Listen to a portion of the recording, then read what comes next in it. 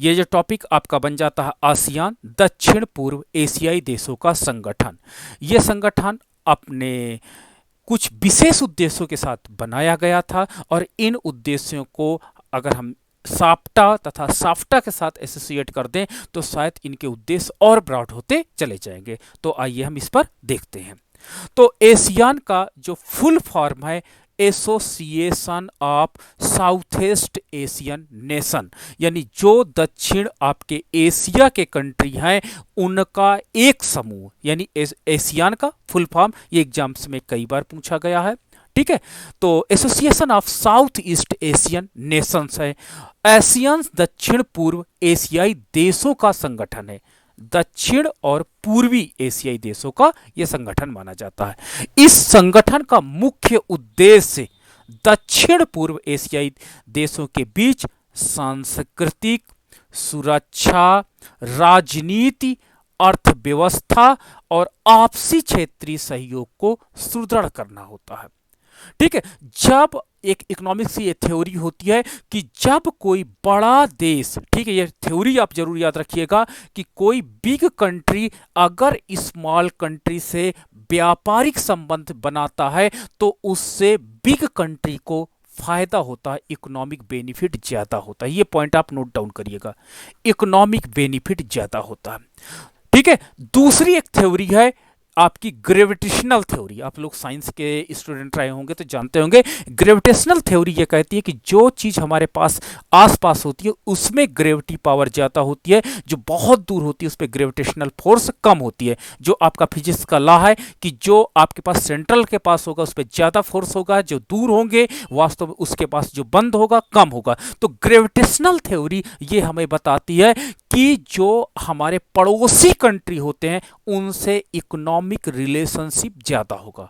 I am just repeating, जो हमारे India, जैसे सपोज दैट इंडिया है तो इंडिया के पड़ोसी कंट्री पाकिस्तान, भले हमारे व्यापारिक संबंध इस समय खराब हैं, हमारे राजनीतिक संबंध खराब है, चाइना, ठीक है, आपके पास श्रीलंका, आपके पास नेपाल, आपके पास थाईलैंड या भूटान, ठीक है, आपके पास म्यांमार, ये सारे पड़ोसी कंट्री हैं और भारत का ग्रेविटेशनल इकोनॉमिक रिलेशनशिप इन कंट्री के साथ ज्यादा होना चाहिए। This is the theory for your optimise your economic benefit. अगर आप इकोनॉमिक बेनिफिट अपना ऑप्टिमाइज करना चाहते हैं तो आपको पड़ोसी देश के साथ इकोनॉमिक रिलेशनशिप मेंटेन करना चाहिए और स्ट्रांग बनाना चाहिए। लेकिन किस्मत से पाकिस्तान से हमारी बनती नहीं, चाइना से हमारी बनती नहीं है, नेपाल भी कभी कभी बहकावे में आ जाते हैं।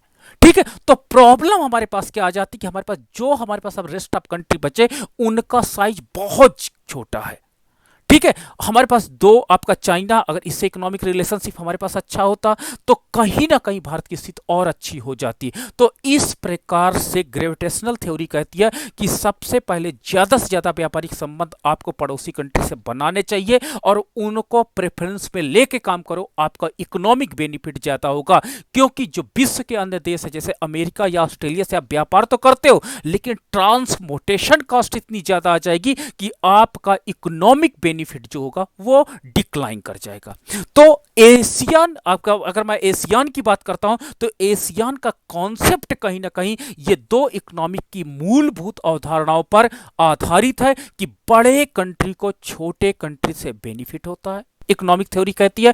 दूसरा, ग्रेविटेशनल थ्योरी हमें यह बताती है कि ग्रेविटी, यानी जो हमारे पास ट्रेड ग्रेविटी होती है वो पड़ोसी कंट्री से ज्यादा होती है। तो कहीं ना कहीं इकोनॉमिक, अगर मैं इकोनॉमिक रिलेशनशिप की बात करूं तो एशियन में इन उद्देश्यों को छिपाया गया और इसके बिहाफ पे कहीं ना कहीं एशियन को बनाया गया। क्योंकि विश्व के सबसे ज्यादा व्यापार आपका कौन कर रहा है? अमेरिका कर रहा है और वर्ल्ड में सबसे बड़ा एक्सपोर्टर कंट्री बनकर के बना। तो सारा जो इकोनॉमिक ट्रेड बेनिफिट होता है वो अमेरिका तो लेता चला जाता है, लेकिन कहीं ना कहीं विश्व के सारे विकासशील देश, अब देखिए ग्रेविटे वहां पर इकोनॉमिक बेनिफिट की बात करते हैं तो विश्व व्यापार में सबसे ज्यादा आपका बड़ा साइज किसका हो जाता है? यूएसए का, और उसमें भारत एक छोटा कंट्री हो जाता है। और इसमें फिर से थ्योरी वही कहती है कि इंटरनेशनल ट्रेड में बड़े कंट्री को बेनिफिट होता है, छोटे कंट्री को बेनिफिट कम होता है।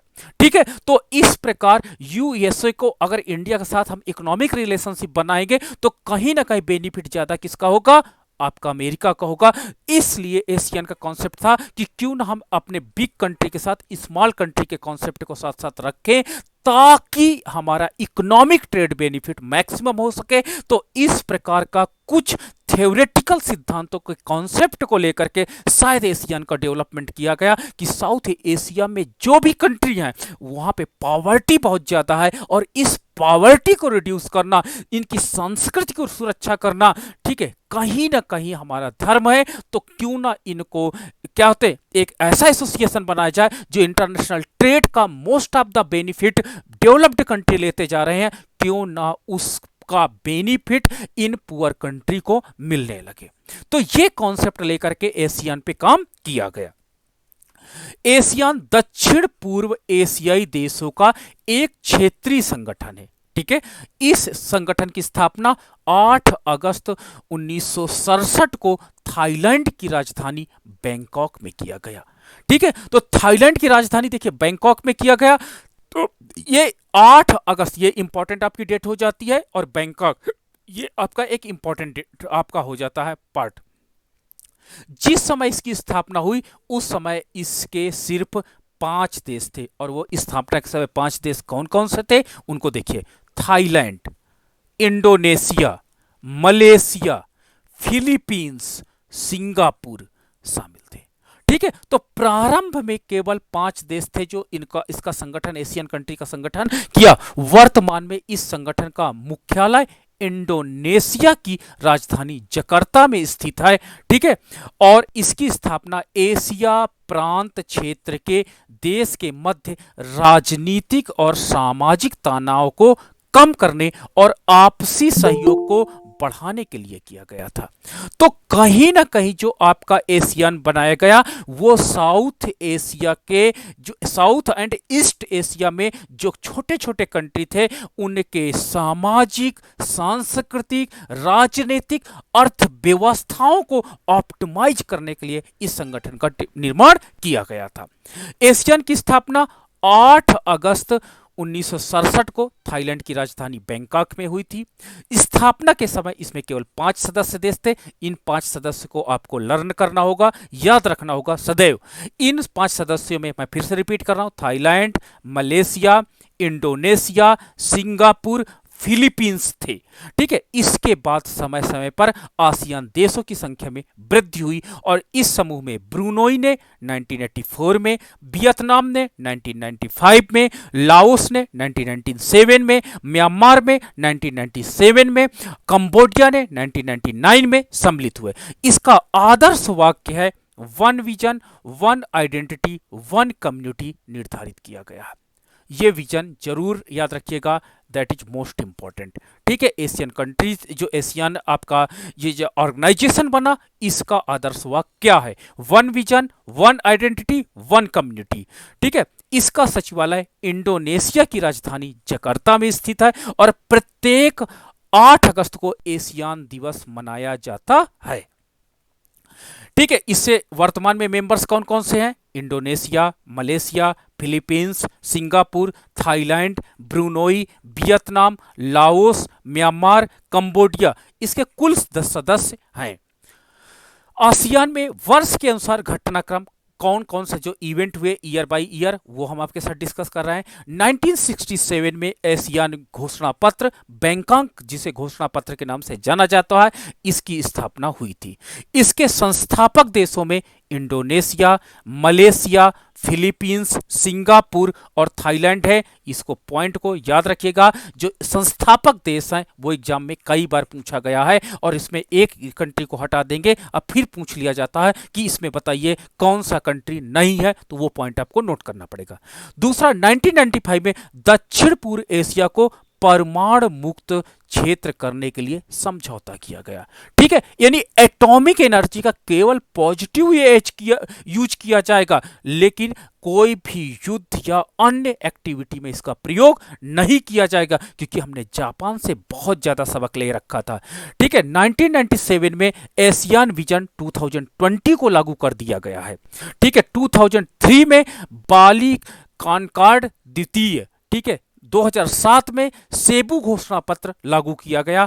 ठीक है, 2008 में आसियान चार्टर को भी लागू कर दिया गया। 2015 में आसियान समुदाय का निर्माण किया गया। ठीक है, और आसियान समुदाय के अंतर्गत मैं एशियन कम्युनिटी पिलर्स की अगर बात करता हूं तो इसमें कौन कौन से पिलर है जो इसके बेसिक्स हैं, जो इसका ब्रॉड कॉन्सेप्ट है, कौन कौन से? तो एशियान राजनीतिक सुरक्षा समुदाय पहला, दूसरा एशियान आर्थिक समुदाय, तीसरा एशियान सामाजिक सांस्कृतिक समुदाय। तो इस प्रकार ये हमारे पास आपके स्तंभ हैं। ठीक है, और अब बात करते हैं एशियान का उद्देश्य क्या है, what is the objectives of the ASEAN. तो दक्षिण पूर्व एशियाई देशों में आर्थिक विकास, सामाजिक प्रगति तथा सांस्कृतिक विकास को बढ़ावा देना। ठीक है, ये पॉइंट याद रखिएगा।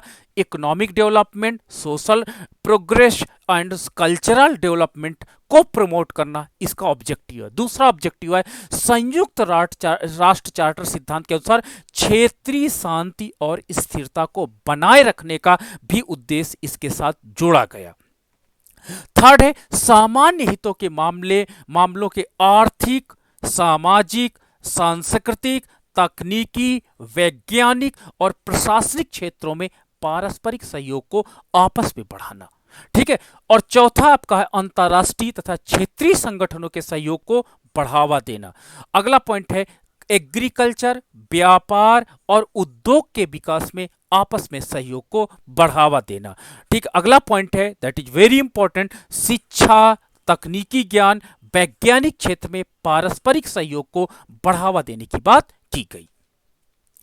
एशियान मंच की हम बात करते हैं तो एशियान क्षेत्रीय मंच, जिसे ARF के नाम से जाना जाता है, यह 27 सदस्यीय बहुपक्षीय समूह है, ये याद रखिएगा ARF। ठीक है, आसियान +3, ये एशियान 10 सदस्य जिसमें चाइना, जापान, दक्षिण कोरिया को एक मंच पर लाता है। ठीक है, पूर्वी एशियाई सम्मेलन, ठीक है, जिसे EAS कहते हैं, इसमें ऑस्ट्रेलिया, चीन, भारत, जापान, न्यूजीलैंड, रूस, दक्षिण कोरिया और संयुक्त राज्य अमेरिका के राष्ट्राध्यक्ष शामिल होते हैं। पूर्वी एशियाई शिखर सम्मेलन, जिसे आप क्या कहते हैं, EAS के नाम से जाना जाता है। एशियान का प्रभाव की अगर मैं बात करता हूं तो एशियान के द्वारा विश्व की तीसरी सबसे बड़ी जनसंख्या का नेतृत्व करता है। ठीक है, यह विश्व का सबसे बड़ा बाजार है एशियन बाजार।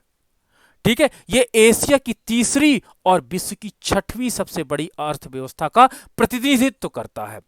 अगला पॉइंट है इसके अंतर्गत मुक्त व्यापार समझौते, जिसको कहते हैं फ्री ट्रेड एग्रीमेंट। देखिए, यह एक इकोनॉमिक्स का बहुत फंडामेंटल कॉन्सेप्ट है कि अगर आप इकोनॉमिक बैरियर लगाते हो तो कहीं ना कहीं इकोनॉमिक बेनिफिट डिक्लाइन करते हो।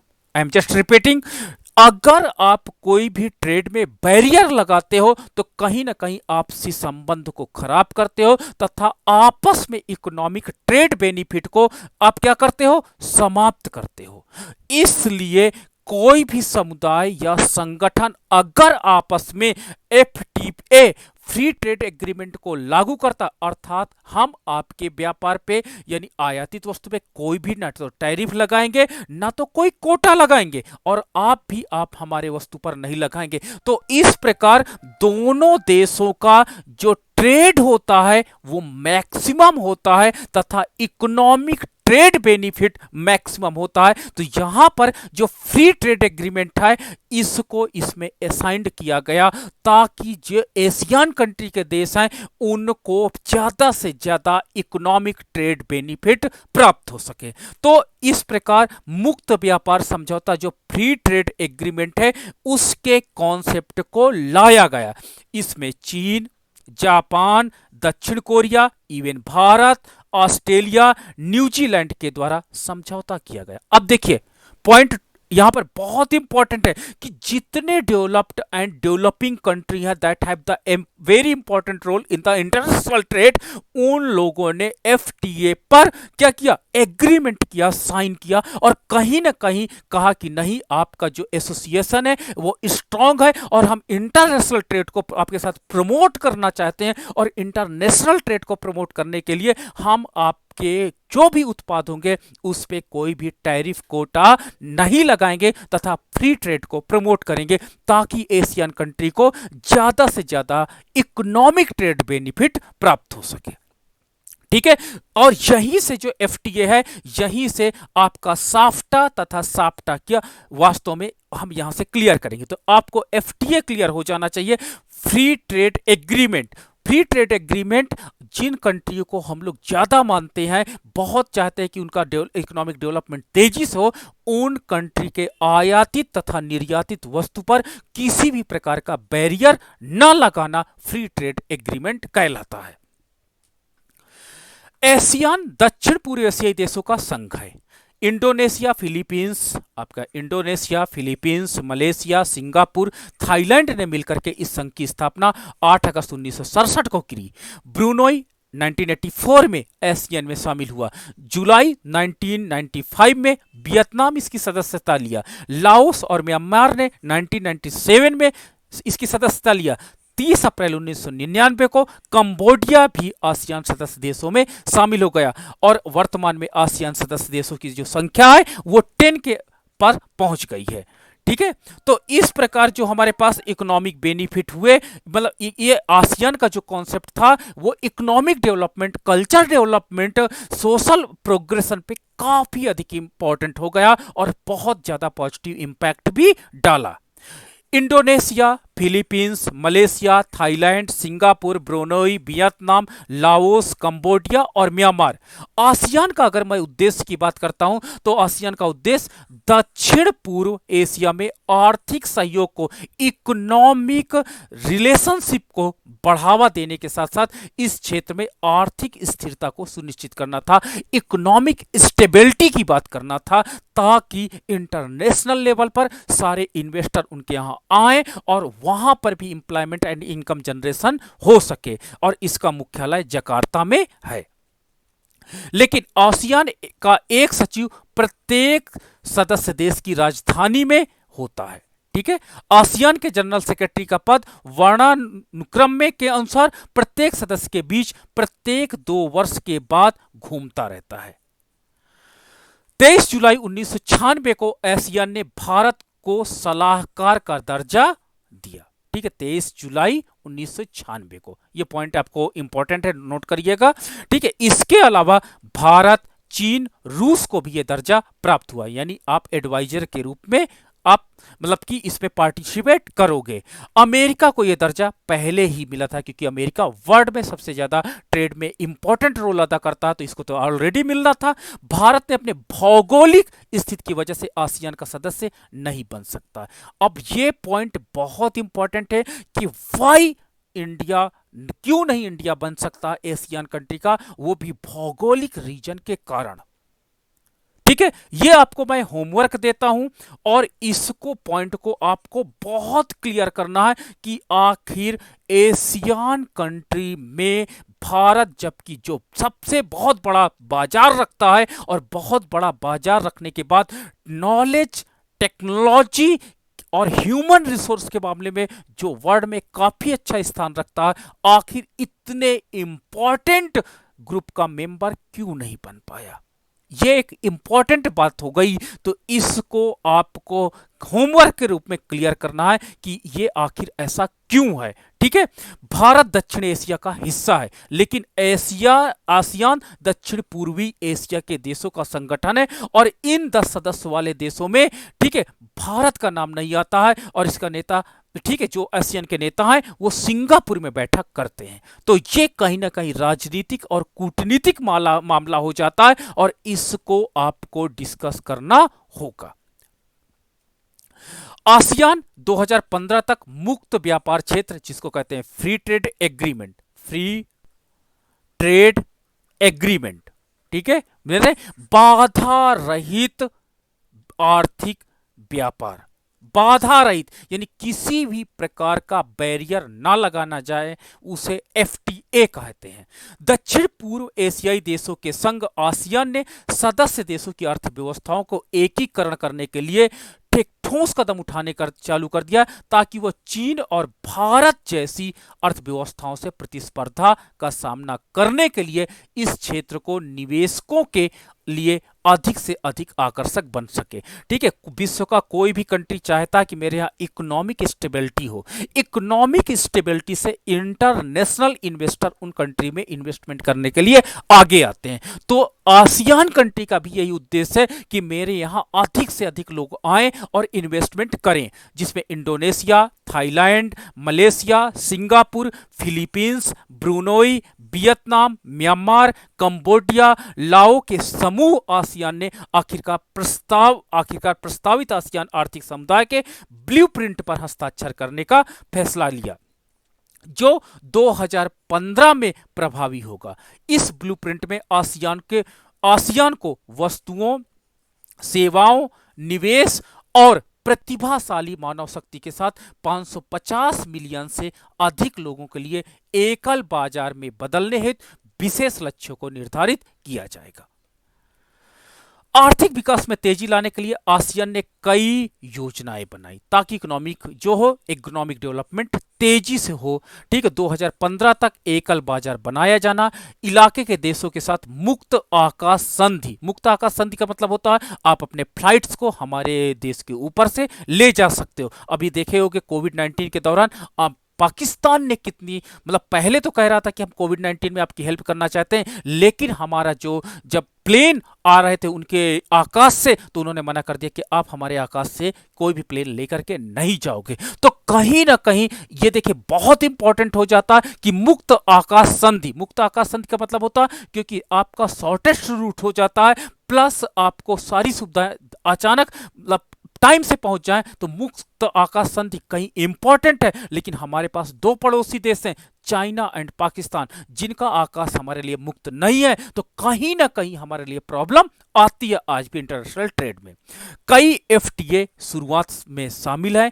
इलाके में एकल बाजार को बढ़ावा देने के काम में आसियान ने दिसंबर 2008 तक अपना ओपन स्काई एग्रीमेंट, मुक्त आकाश समझौते को लागू करने का फैसला किया है, और जिसके अनुसार सदस्य देशों के एयरलाइंस यानी विमान कंपनियों को एक दूसरे की राजधानी शहरों के लिए उड़ान भर सकती है। और इस क्षेत्र में 2015 तक उदारीकरण का विस्तार किया जाएगा, ताकि क्षेत्र की विमान कंपनियां आसियान देशों के बीच किसी भी गंतव्य के लिए उड़ान भर सके। तो एक प्रकार से पहला तो बहुत अच्छा इकोनॉमिक रिलेशनशिप हुआ, एफटीए, फ्री ट्रेड एग्रीमेंट, और दूसरा आपका हो गया क्या, ओपन स्काई एग्रीमेंट,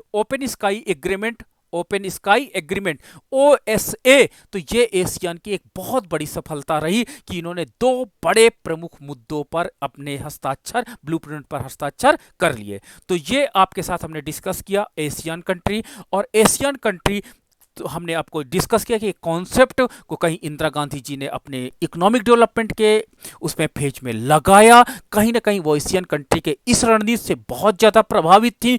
और हमने बताया कि इकोनॉमिक की जो ग्रेविटेशनल थ्योरी होती है उसको कहीं ना कहीं इसमें कॉन्सेप्ट को ध्यान में रखा गया, और कहीं ना कहीं बिग कंट्री तथा स्मॉल कंट्री का में जो इकोनॉमिक बेनिफिट के एस्पेक्ट्स हैं, इकोनॉमिक थ्योरीज हैं, उनको इसमें लगाया गया, रखा गया, और उसके आधार पर इस एशियन को डेवलप किया गया।